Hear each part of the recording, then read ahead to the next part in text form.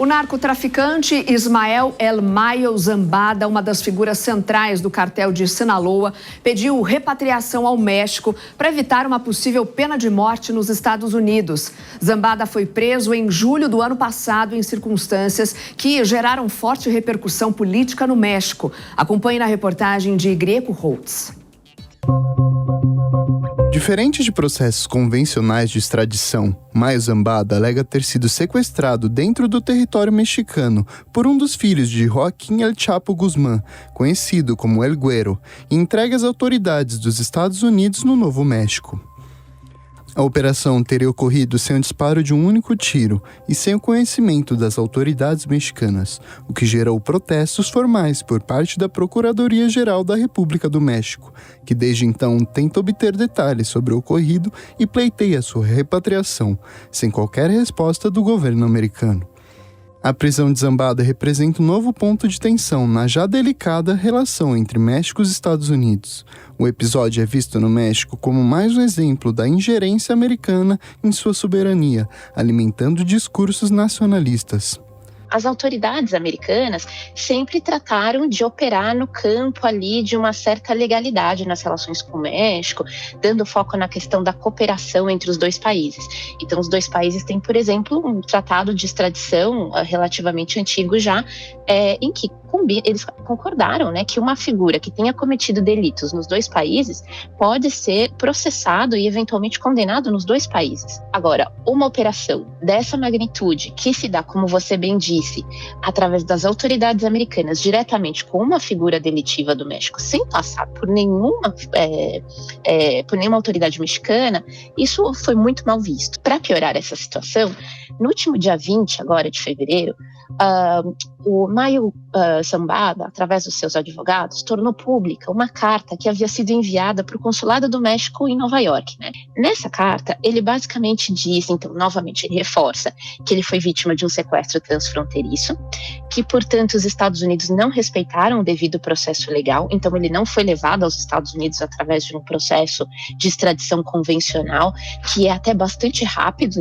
por razão desses acordos pré-existentes, então ele não passou por nada disso. Nos Estados Unidos, um dos juízes envolvidos no caso, porque, né, o caso foi levado para a corte em Nova York, um dos juízes envolvidos no caso, ele já deixou vazar a possibilidade de que seja pedido, né, para o Mayo Zambada a pena de morte, né, a pena máxima, já que o cartel de Sinaloa, ele é um dos principais produtores de fentanil, que é assim uma droga que tem arrasado, né, com os Estados Unidos, tem provocado ali uma crise de saúde pública que já custou a vida de centenas de milhares de pessoas no país. Então, em razão disso, o Mayo Zambada poderia ser condenado com a pena capital, né, com a pena de morte. Ele é um homem já de 77 anos, então, assim, o que os advogados dele dizem é que não existe a menor expectativa de que ele possa sair da prisão um dia, seja nos Estados Unidos, seja no México. Eles entendem que ele vai morrer na prisão.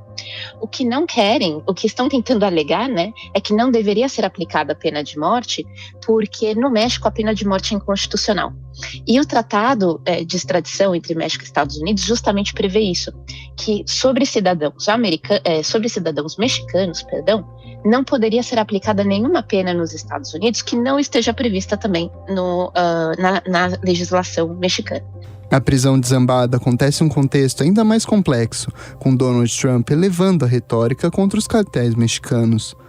Em um decreto assinado no dia 19 de fevereiro, Trump classificou 6 cartéis do México como organizações terroristas, o que abre caminho para uma abordagem militar mais agressiva na fronteira sul dos Estados Unidos.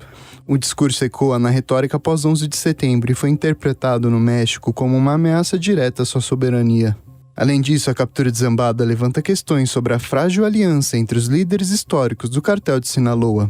Durante anos, acreditava-se que El Chapo e El Mayo mantinham um pacto de proteção mútua entre suas famílias, mas a possível traição do filho de Guzmán contra seu próprio padrinho, Zambada, pode ter alterado essa dinâmica. O aumento da violência em Sinaloa, impulsionado pela luta interna entre os chapitos e os herdeiros de Zambada, já é uma realidade e pode se intensificar ainda mais caso o narcotraficante não retorne ao México.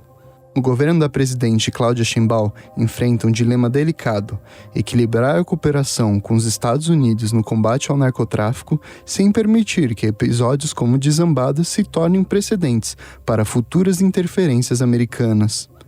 Além da repressão militar ao crime organizado, Sheinbaum tem reforçado a necessidade de abordar as raízes sociais do problema, mantendo programas como Sembrando Vidas, que busca oferecer alternativas para jovens vulneráveis ao recrutamento pelos cartéis. Outro ponto de sua estratégia tem sido expor o papel dos Estados Unidos no tráfico de armas para o México, destacando que cerca de 70% das armas usadas pelos cartéis vêm do mercado americano. Ainda que a prisão de Zambada simbolize uma vitória para os Estados Unidos, a estrutura do narcotráfico segue intacta. Seu afastamento pode gerar mudanças na hierarquia do cartel de Sinaloa, mas dificilmente enfraquecerá suas operações. Enquanto isso, a disputa pelo controle do cartel, as tensões diplomáticas e a crescente militarização da fronteira seguem desenhando um cenário imprevisível para os próximos meses.